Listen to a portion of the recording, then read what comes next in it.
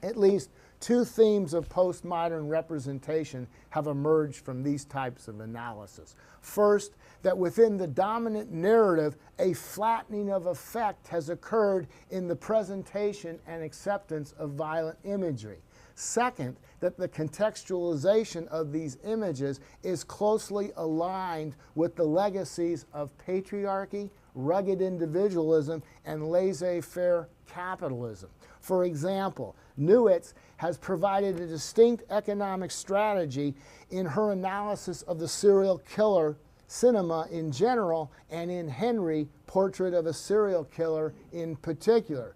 She argues that the body count of this cinema is, quote, a caustic rebuke to an atomized society of consumption in which cravings are constructed so as never to be fulfilled. The question posed by Newitz is, what exactly is it about the narratives of serial killers which makes them so seductive, particularly when their seductiveness is so easily and quickly criticized and dismissed? She answers by suggesting that the serial killer, in both allegory and reality, acts out the enraged confusion with which Americans have come to regard their post-war economic and social productivity. Likewise, Jolly has responded in kind that Americans' confusion and unsatisfied cravings are byproducts of the material dream pushed by the advertising industry. He has underscored that even if the American dream could be realized worldwide, it is devoid of those social amenities that make people truly happy, such as autonomy, control, positive self-esteem, warm families, leisure time, romance and love, and close, meaningful friends.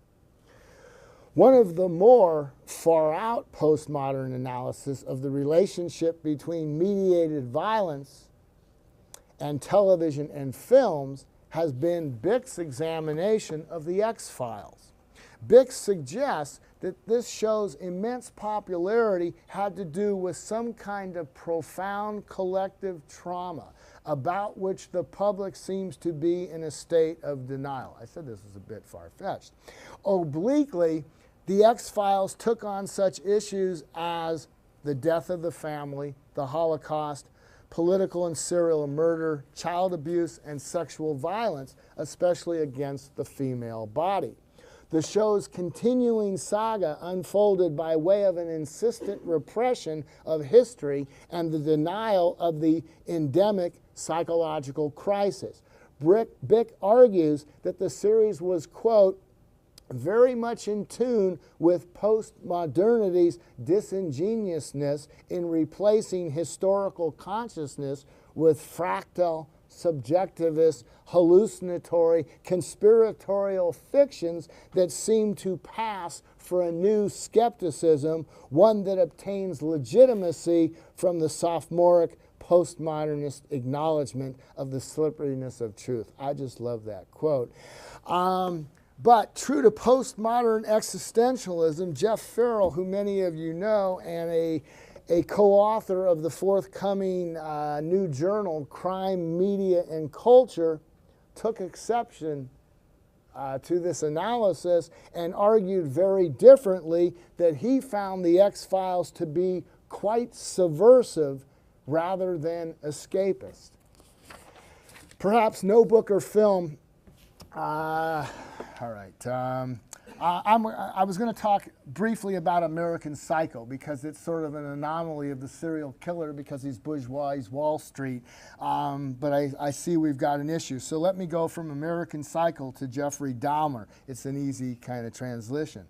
In the related violence genre of gore culture, it has been argued that the media frenzy around the trial of Jeffrey Dahmer functioned as, quote, a vicarious thrill and religious ritual for the spectator-consumer, but in ways that showed the inefficacy of cathartic sacrificial ritual in postmodern society.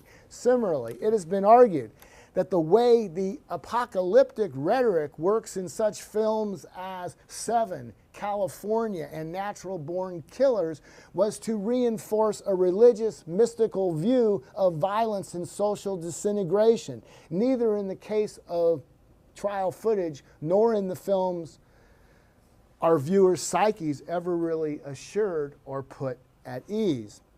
In related contexts of gender construction and family interaction, and in terms of the implementation of violent ideological narratives, the conventional use of quote-unquote female genres like the soaps or melodrama assist the action thrillers to reconcile the hyper-violence of Arnold Schwarzenegger-style blockbusters such as True Lies with the meaning of family values grounded in a neoconservative and patriarchal worldview. For example, in the essay, and this is a delightful essay, Mutilating Mel, Martyrdom and Masculinity in Braveheart, several of Gibson's pictures are criticized for resurrecting the old-fashioned, charismatic, supremely competent epic hero in narratives that depict vicious homophobia, anti-feminism, and hysterical castration anxiety. On the other hand, there is the postmodern noir filmmaking of Quentin Tarantino with his latest releases, Kill Bill, Volumes 1 and 2, where the violent protagonist is a gender-bending female and her victims of revenge are both male and female, serving up narrative challenges to the traditionally based and culturally inscribed patriarchal relations. I'm almost done. I'm going to omit the conclusion for time reasons, but let me just finish these thoughts here. With respect to the evolution of violence in relation to the new technologies and issues of social control, the postmodern media apparatus functions as a virtual kind of policing and imprisoning. Here, visual theory and cultural analysis combine to describe how the technical depictions of violent images have changed over the last quarter of a century, especially as these were related to the recent transformations in consciousness, representational practice, and ideological demand. The result has been that mediated versions of violence can only become public when, going all the way back to Stuart Hall, quote, the separate worlds of professional and lay person, of controller and controlled, are brought into relation with one another and appear for a time at least to occupy the same space, end quote. In other words, a role of the mass media has been to provide means by which public space is created for the purposes of popularly legitimating as well as politically consuming socially constructed realities of repressive violence and social control. For example, Elaine Rapping examined television shows like Cops, and she found that the criminals portrayed in these narratives were not only subjects to be pathologized, controlled, and treated, but they were also viewed as incorrigible and subhuman others to be demonized, contained, and destroyed.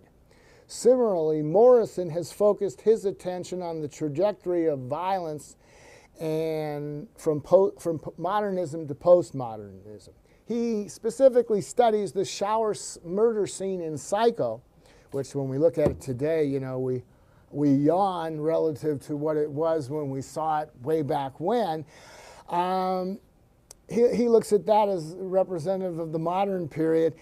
He looks at Oliver Stone's JFK as exemplifying the postmodern period, but in either case he concludes that psychiatry, law, science, conspiracy, and more had been inadequately used in these films, not only to explain violent action, but to recognize the value and currency that the violent image continues to have outside of real lived experience.